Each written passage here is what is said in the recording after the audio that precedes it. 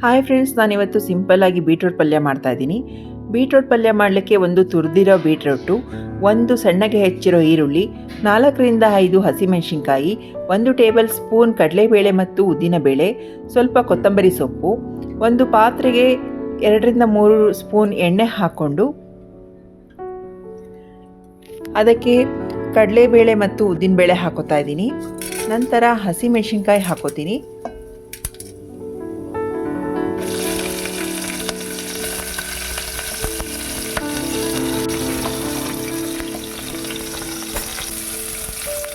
ಹಸಿಮೆಣಸಿನ್ಕಾಯಿ ಸ್ವಲ್ಪ ಬಾಡಿಸಿದ ನಂತರ ಹೆಚ್ಚಿಟ್ಕೊಂಡ ಈರುಳ್ಳಿ ಹಾಕೋತಾ ಇದ್ದೀನಿ.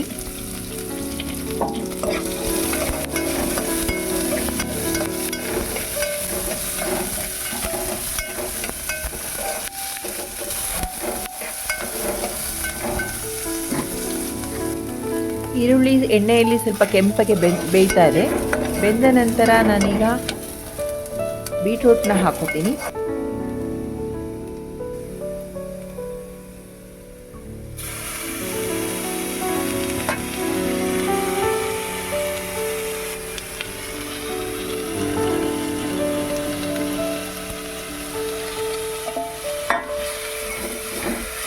ಬೀಟ್ರೂಟ್ನ ಈರುಳ್ಳಿ ಜೊತೆ ಚೆನ್ನಾಗಿ ಫ್ರೈ ಮಾಡ್ಕೋಬೇಕು.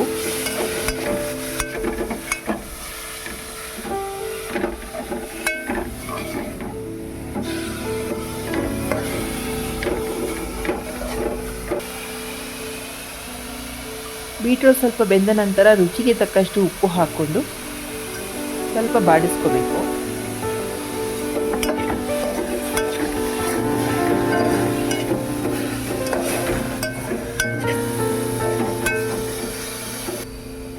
ಬೀಟ್ರೂಟ್ ಸ್ವಲ್ಪ ಬಾಡಿದ ನಂತರ ಸಣ್ಣ ಉರಿಯಲ್ಲಿ ಒಂದು ತಟ್ಟೆ ಮುಚ್ಚಿ ಸಣ್ಣ ಉರಿಯಲ್ಲಿ ಇಡ್ತಾ ಇದ್ದೀನಿ.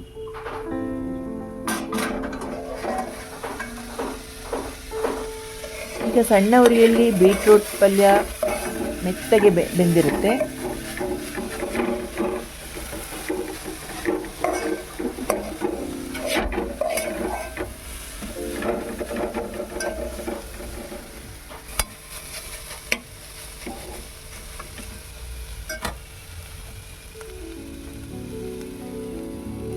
ಈಗ ಇದಕ್ಕೆ ಹಚ್ಚಿಟ್ಕೊಂಡ ಕೊತ್ತಂಬರಿ ಸೊಪ್ಪನ್ನ ಸೇರಿಸ್ತಾ ಇದ್ದೀನಿ.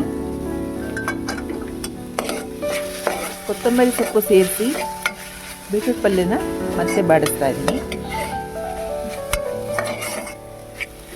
ಫ್ರೆಂಡ್ಸ್, ಈಗ ಬೀಟ್ರೂಟ್ ಪಲ್ಯ ರೆಡಿಯಾಗಿದೆ. ಬೀಟ್ರೂಟ್ ಪಲ್ಯನ ಬಿಸಿ ಬಿಸಿ ಚಪಾತಿ ಜೊತೆ, ಪೂರಿ ಜೊತೆ ಅಥವಾ ದೋಸೆ ಜೊತೆ, ಪರೋಟ ಜೊತೆ ಹಾಕ್ಕೊಂಡು ತಿಂದರೆ ತುಂಬ ಚೆನ್ನಾಗಿರುತ್ತೆ ಫ್ರೆಂಡ್ಸ್.